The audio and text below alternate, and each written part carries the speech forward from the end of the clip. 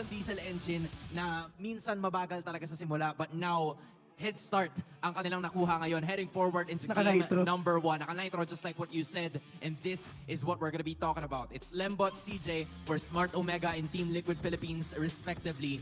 Omega picking the blue side, and si Lembot, hindi na nagpaligoy-ligoy pa, banning out the Fanny and the Nolan. And this time around for Team Liquid Philippines, Chip, agarang tinanggal in the red side. Maghanap pa sila ng mga pwede niya tanggalin dito. Ang dami pang pwedeng tanggalin, katulad na lamang nung Hylos. Meron pa naman mga Edith, and I think that there is as well in terms of the XP lane. Pero kung roam din lang ang titirahin, no, pakiramdam ko, Joehead could also be in contention. Oo, Joehead, Edith, yun yung mga ganong klase ng roamers na po pwede nating makita into the draft right now. Pero sa lahat ng mga hindi nakakakilala kay Zyda, si Zyda po ang MDL Philippines Season 2's Finals MVP and Season MVP. So definitely, merong ipapakitang bago ang jungler na ito ng Team Liquid Philippines, and he is pretty familiar with everything, which is why naban out sa kanya ang Fanny and the Nolan. But still, open pa din naman yung Roger, open pa din naman yung Ruby, open pa rin naman yung Julian. So the possibilities are endless as we head into the draft.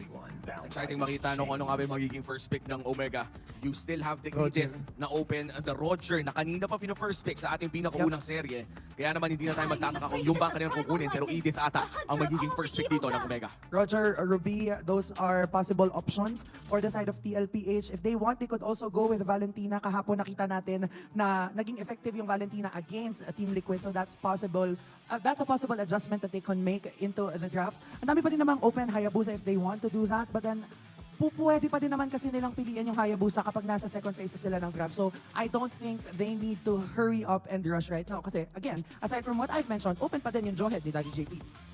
Joehead ni Daddy JP, the Minotaur as well na naging specialty na rin ni JP. It's, I would say, kahit sinong piliin nila doon, magiging effective talaga. Pero kung nabanggit mo na nga rin, the Roger locked in, and this is very similar, no, yung red side picks na pag nabigay yung isa sa kabila, laging may isang power pick at Sask ang makikita natin. Kasi nabanggit mo kanina nung unang serye, Uwomi, na staple si Sask right now in the meta. Maganda yung pagkakagamit ng mga item ni Sask. But speaking of having an ability to move with this lineup, ang pipiliin nila ay ang Julian and Moskov. Kanina nakikita na natin to from the side of Falcons, Amy, Bren. But then, paano ito pagaganahin ng kupunan ng barangay? 1 and 3 ang ranking ni Okir and Sanji in terms of their assists per game. So not only is the shot calling very efficient, but also yung execution nila patungo sa kanilang laban moving forward. We are still trying to figure out kung ano ba ang gagamitin nitong si Okir para sa barangay. Meanwhile, Team Liquid Philippines, Sanji already has his hero. Grabe, no, literal decimal lang yung mga pinagkaiba ng mga mid laners natin in terms of average assists. Kaya naman alam natin itong mga mid laners na top in their class talaga ang nagtatapatan. And the same could be said for almost all roles here inside this matchup. Kaya naman nintay na natin kung ano nga ba magiging second rotation bans. It looks like sisimulan ng Team Liquid Philippines by taking away the Faramis. Wala pa naman kasing mid laner ang side ng Omega. Alam mo, medyo fearless to, pero hindi ko sure kung magiging ganap. Pero sige, sasabihin ko na, sinumulong ko na eh. Kung hindi ibaban yung gatot, that's a possibility for Smart Omega kasi kapag nag-Avatar of the Guardian inside the Nightmaric spawn, eh talagang masusustain niya yung damage output and sa kanya lang mapupunta yung damage ng Nightmaric spawn na yun. So that's a possibility, and we already saw Chaknu na ginamit yun kahapon, pero nandito pa rin si Obito. Dalawang seri ka nang narito, Obito! Ayan, ilipat mo na! Ilipat mo na! Lipat mo yung camera! Lipat mo! Oh! Kaya na ang jutsu. At kitang-kita pa rin naman ang community. Present na present ang Team Liquid Philippines fans at pati na rin ang Barangay Omega. Last ban para sa side ng Omega at TLPH. Nako. Rock tinanggal. So parang, ay, Magkakasama pa yata silang tumakas. Hindi po namin sasabihin yan para po hindi tayo mapahamak. screenshot na lang po tapos wag na lang isend. Ayan ang tama.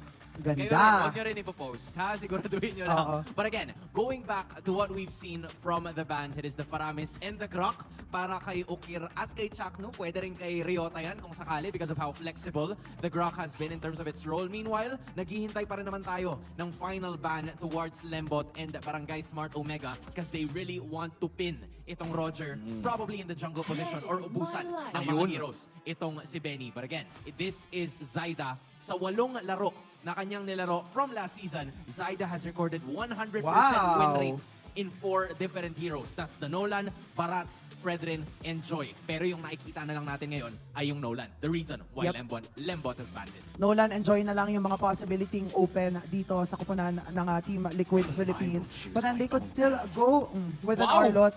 Medyo hindi na natin nakikita ang Arlot na to. Meanwhile, for the side of OMG, I think Lilia, Agatot, I feel possible. Parang possible pa rin talagang Gatot, no? You could put this Edith on Ryota instead. At ang dami din nilang pwedeng kunin sa XP lane. Let's say that this is going to be an Arlot XP lane. Pwede pa kang kumuha ang side ng Omega dito ng mga maghihirapan yung Arlot. Aurora. Like, sino pa ba yung mga pagkakalaban niya sa XP lane na malayo na kasi yung Tamos ngayon eh. Malayo. Terisla. Is nila open kung gusto nilang kunin. Pero ayan Yeah, na nga. Gatot. Yeah, the thing about Gatot, parang hindi, bakit dapat na-excite kayo? Sinabi ko yung Gatot eh. No, the thing about this Gatot ay kaya niyang oh, di ba tama? Gatot Lilia! Oh, ayan na! Oh, nice one. Nahulaan. Nanghingi pala ng affirmation. Iba talaga ang estudyante ni Wolf. Wolf, miss ka na namin. Ayun. Pero Auntie, maraming salamat sa pag-fill ng gap. Ayan, last pick for the side of Team Liquid. Ayan na nga, Zaida playing the Ling at Assassin versus Assassin, ang matchup na mapututunghayan natin. The thing about this Ling, however, we already saw this yesterday, na when going up against a Gatot, and nataunt nung Gatot yung Ling, na solo kill nung Gatot yung Ling. So definitely, this is something that they need to be cautious of if gusto nilang paganahin yung lineup na to.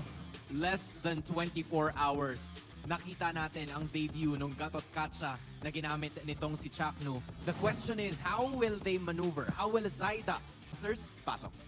Subukan ng lakas at galing ng Smart Omega at Team Liquid PH ang ating matutunghayan sa ikalawang serye Welcome to ng Mobile linggong Legends. ito.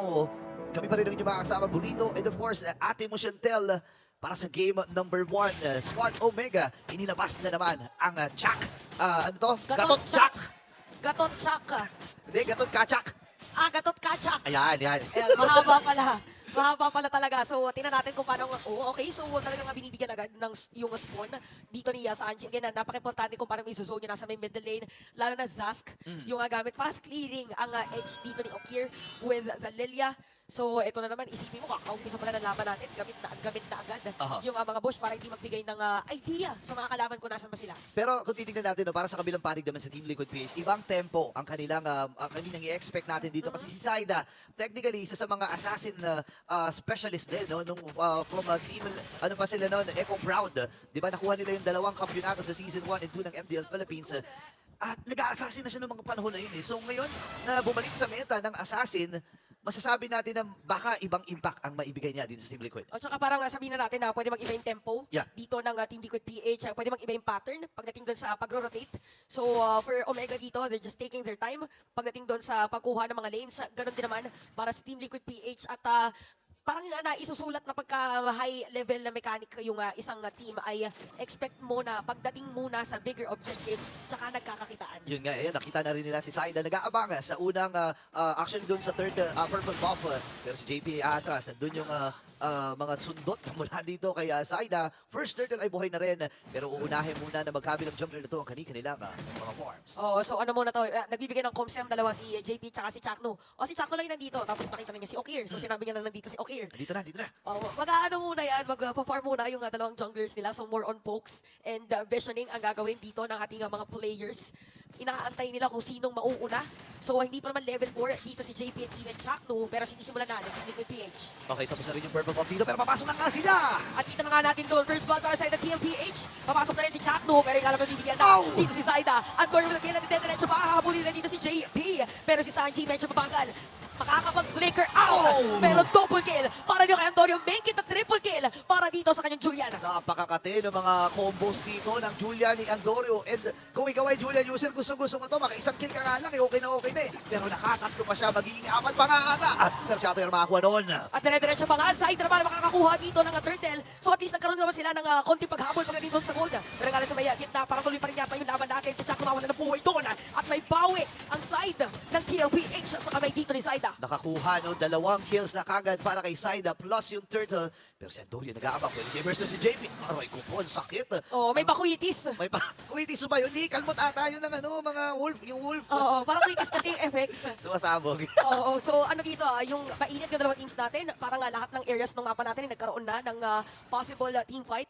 Sinabi natin kanina pag sa turtle, at yun nga ang yung nangyari. So expect later on na ganun ulit ang magiging pattern ng dalawang teams natin. At grabe, 3 Purify pala. Dalawa? Revitalize pala. Green kasi eh. Oo, parehas green Oo, eh. magkamukha kasi eh. Yun nga eh. Tsaka nakita na natin to kahapon na yung revitalize ni Chak Mamba. na ang laki ng naging impact, no? Pagtalo niya with an Avatar of the Guardian, lapag lang siya ng Revitalize. Ang hirap tunawin kasi may steel, ano ba yun? Steel Steel bones. bones. May steel bones din na passive yan. So, ang hirap talagang tunawin ng hero. Tapos kapag napupuno pa yung stock mo, pag ihinampas mo, additional HP pa yun sa'yo. Kasi kahapon naalala ko, naka-concentrated energy din yan eh. Oh, so okay, so may bottom lane si Sanford magiging target. Pero hindi naman nakaangat ang minion dito ng Omega. Kaya more on pokes lang doon sa taas. But Sanford already has the Thunder Belt. So grabe naman ang disiplina nitong dalawang teams natin. Kasi kung pwede lang atang hindi sila magkakitaan, hindi na sila pupunta eh. Oo. Tsaka kumbaga, kung titingnan natin yung pressure ay nasa Team Liquid PH dito. Kasi remember, 100% pa rin yung win rate ng Smart Omega kapag 18 minutes pataas ang mga nagiging laro. So early stage pa lang, dapat makalamang na sila. Dapat hindi nila mapaabot sa latter portion dahil yung mga heroes din ng Omega i-design para sa late game. Yung depensa ng Lilia, yung damage ni Joker, papasok na sila dito. Ay! Si Sanji makukuha nila dito. likod. Hindi na nakakapag-ulti. Pero si Saida pa rin makakakuha dito ng third deck. Ang Tempest of Plates. Pero mapasok si Chaktu with the out of the Guardian. Shutdown pa rin kay Sanford. Magda-dash in at mag-flicker out. Pero makapatay pa rin sa kamay dito ni Atoy R. Out ka na. Tatlo ang na-out na dito sa Team Liquid PH. Habang na-shutdown din naman nila itong si Andorio. Naka-apat na kill na itong Julian na ito. And masasabi ko na ang kailangan nila talagang biginin. Kailangan pa ng isa pang death. Kailangan pa nila makakuha ng isa pang death para dito kay Andorio. Pero nakuha na rin yung Torre dun sa may bandang itaas. Unti-unting lumulobo ang kalamangan ng Smart Omega at ang Team Liquid PH. Kailangan nila i-close yung gap na to. Oh, alam ang ginagawa dito ng Team Liquid PH actually is that after ng team fight, 'di ba, na nanalo dito yung Omega, yung side ng TLPH, specifically Zaida, pumunta siya doon sa jungle ni Andorio. Kaya kung papansinin nyo, Andorio is at level 9, si Zaida naman ay nag-level 11 na. Well, nag-10 na dito si Andorio. Ang gusto na natin sabihin, bumabawi si Zaida na para next time sila ulit ang makakakuha ng next objective or probably baka mas mataas dito yung, sabihin natin, isang item against the Julian. Oo nga, no, mas mayaman pa nga siya dito si Julian regardless of those skills na nakuha niya. And ngayon si Job, trabaho Grabe. lang talagang literal. Right after patunawin yung Torre dun sa itaas, isunod naman yung ibaba. Pero nakabang si Sanji, binabantayan nila ang Calmon King na si Benny Cutie. Tumama yung si Bat, pasok din dun si Jom.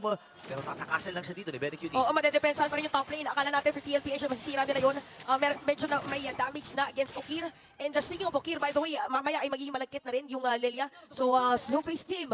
Para dito sa ating is parang nag-iipon ng mga items na mga pwedeng gawin laban sa isa't isa. Ito nga yung sinasabi ko, yung timer ng Smart Omega. 100% ang win rate nila pagdating sa mga 18 minutes. Kasi nga naman, andyan si Okir, andyan yung Lilia. Alam naman natin yung mga boba din yan. Sobrang hirap yung mga tawag dito, yung mga bomba-bomba niya, di ba? So ngayon, mabilis.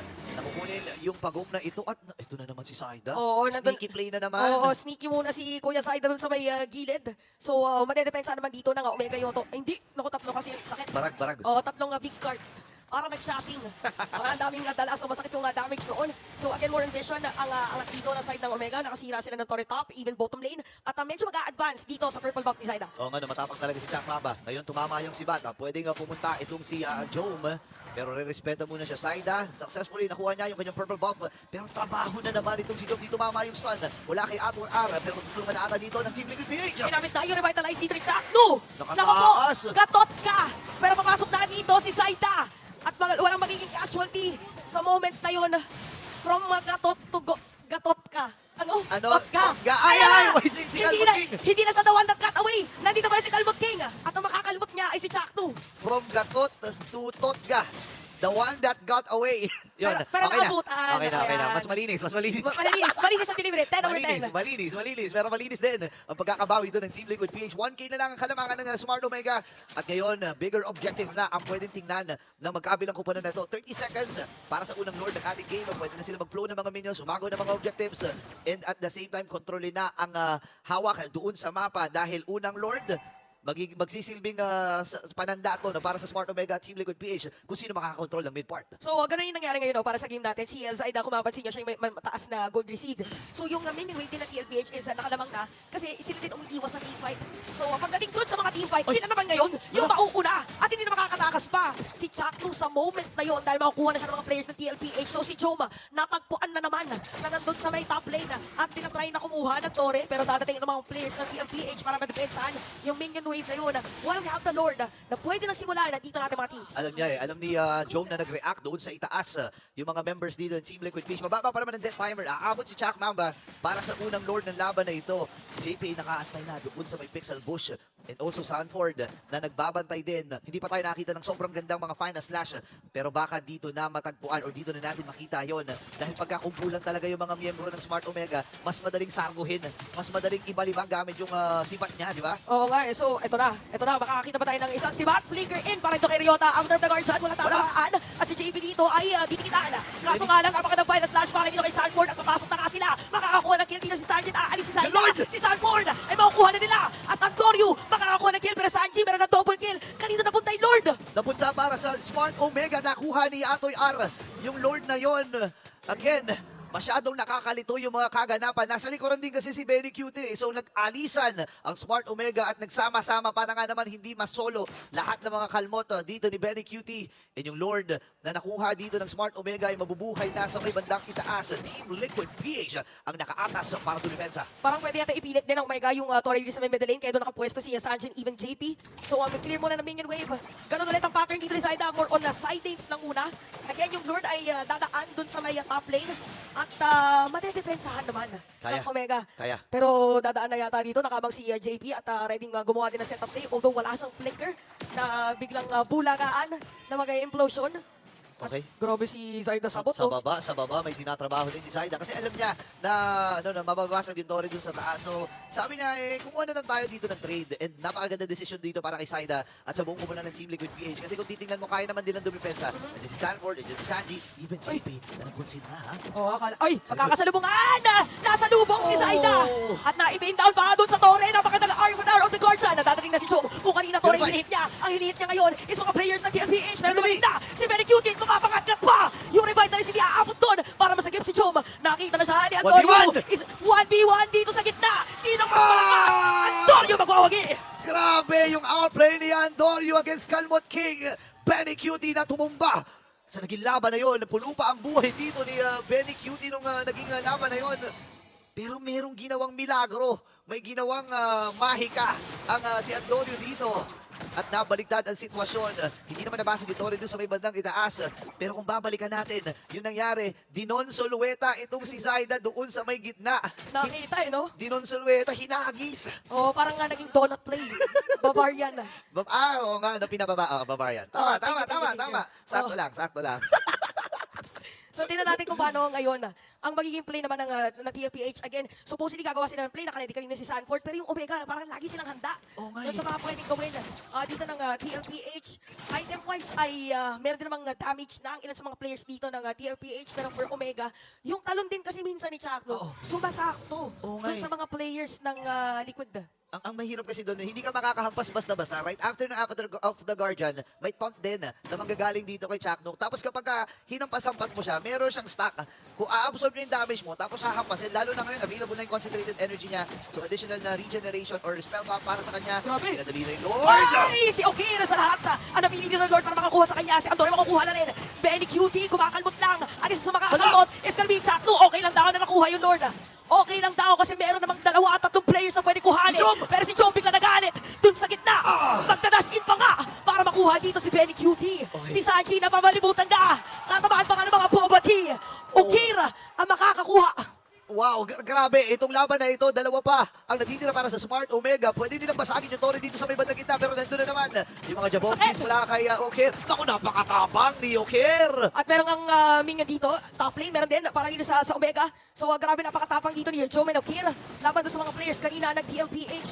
13-11 ang ating score at lumalaki ang lamang dito ng Omega pagdating sa gold, and look at that zone. Wow! Aba, Ukia! Para dito kay Okira, ginamit na rin yung Tempest of Blades para lang medyo mapigilan. Doon sa moment na yun, nagdadating na nga dito ang barangay. Okay man daw siya, pero Avatar of the Guardian, nabitawan na rin! Tingnan natin kung ano mangyayari dito. Si JB gusto sana mag-set up ng play. Meron man siyang immortality at yung Lord na depensahan ng TLPH. May minion wave pa dito sa baba. Ang Omega. Okay, hihinga muna sila dito. Ang Smart Omega, nakakalamang na ng higit. And ang Team Liquid PH ay kailangan lang tibayan. Ilaban under the base, under the turret. Kailangan nilang gamitin itong si Sanji. Kasi nga naman ang nangyayari, kapag nailalapag yung Dominator's Descent, nag-aalisan ang Smart Omega. Kung baka hindi nila pinapansin yung alien. And ang problema dito, si Jom, kahit 3-1 and 5 ang KDA niyan, masakit-sakit na yung damage. Plus the Purify, na isa pa sa mga nagpapahirap sa kanya na mahuli. No? Plus si Hukir din kasi. Kumbaga hindi mo kasi napapansin yung mga angry glooms niyan, yung mga bobati niyan, di ba, na May sumasabog-sabog slow. lang, may slow, may damage, and si Chak Mambay, ito na nga, no, sa kanyang mga assists, has recorded Oh. 2,368 assists sa buong MPL career niya. So number 1 si Few, sunod si OMIV, and third si Carl TC. Oh.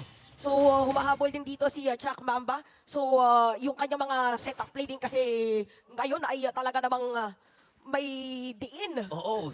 Pagka-dive kasi diretso yung sinasabi mo Ngoton kanina, and out of 13 kills para sa Omega, 11 yung assists niya doon. So imagine yung kanyang kill participation all throughout the game. Yep, ibang klase talaga, no? Again, sa mga tank user kasi, no, kapag nakakita kayo ng 6 deaths, medyo normal lang yan kapag ikaw ay isang, isang roam. Kasi nga naman, kung titingnan mo sa composition ng lineup dito ng Smart Omega, siya lang yung magsusukap ng damage, plus si Atoy Arden. Oo. No? Pero yun yung ginagamit kasi ng si Atoy as additional kit din para sa damage. Dahil nga kapag nag-primer natin ito, punong-puno yung kanyang stocks, masakit din talaga yung magical damage. Just HP based din yung hits niya, no? So I think ang Team Liquid PH kailangan na rin piliin yung team fight na kanilang lalaroan dito at kailangan ng magical play mula kay JP. Yung kasalanan niya, kailangan niya dagdagan. Oo, dapat kasalanan niya kung bakit hindi makukuha ng Omega Tama. yung Lord. So nandito si JP at nagbibigay ng impormasyon para sa kanyang mga kakampi. So meron naman siya immortality just in case. Yeah. Pero parang hindi din yata i-force ng TLPH. Ayaw Pero na. parang binibait din ng Omega na lumapit eh. Okay, tsaka kung titingnan mo kasi kahit hindi pansinin ng Smart Omega yung wave nila dun sa top and mid, lalamang at lalamang sila dyan eh. So ang goal na lang nila dito, makipagsayaw tayo, hawakan natin ng matagal na oras ang Team Liquid PH dito sa Lord.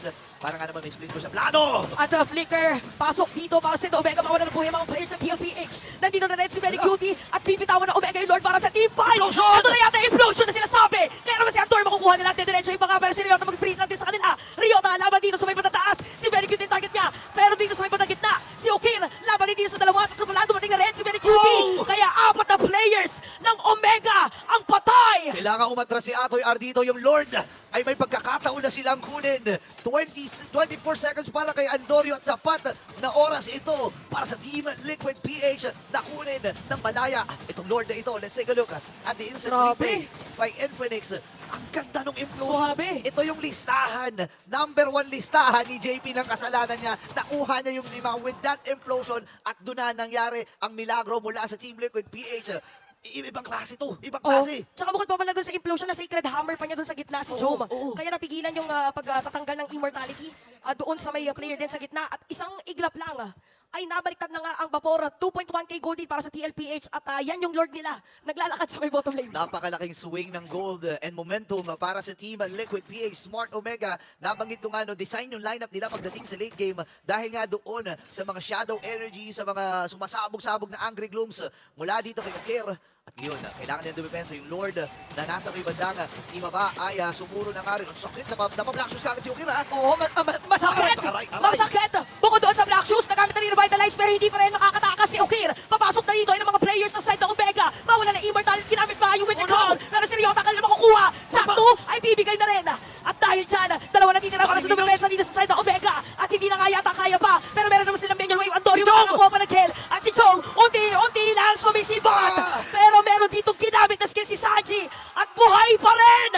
Double kill para kay Andorio. Ang puso ng barangay ay buhay pa rin. 16 seconds para kay Okir. Andito na yung wave ng minion sa may gitna at sa may ibaba. Kailangan niyang kapitan ito. Nandun na naman yung mga wormies mula dito kay Sanji. Kailangan niya hawakan yung minions sa may ibaba. At Ay! burn! Ay! Naku po! Laban sa Sansa Duo. Ginamit na dito yung Dominator's Crescent. At meron pang Winter Crown. At if ever ban, meron ding Immortality. At buhay pa rin. Dito ang barangay. Di ako makapaniwala sa nakikita ko. Punong-puno ng minions yung base ng Smart Omega mula sa Team Liquid PH. Pero nagawa nilang depensahan, nagawa nilang ibitaw. Ito na nga ba ata yung sinasabi natin na mahika ni Chaka Mamba. 18 minutes above.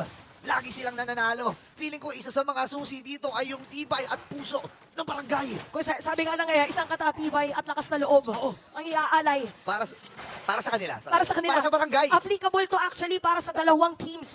Again, isang setup play lang para sa TLPH. Ganon din naman para dito sa Omega. Magiging available na mamaya, or available na pala lahat ng mga spells para dito sa mga players ng Omega. Tapos 17 seconds naman para sa flicker ni Benny Cutie. Yeah, and ang importante ito para sa kupunan ng Team Liquid PH at Smart Omega, kompleto ang kanilang mga battle spells, including yung dalawang Purify na sobrang crucial para sa Smart Omega. May naman sa Team Liquid PH, pati ang mga ultimates nila ay available na rin. Actually, kompleto lahat. Kompleto si Carlos. Bukod dito kay Antonio kasi nga naman mabilis lang. Wala naman siya mga ultimates dito, di ba? Kasi puro enhance yung kanyang mga skills. 40k ang buhay ng enhanced na Lord na ito.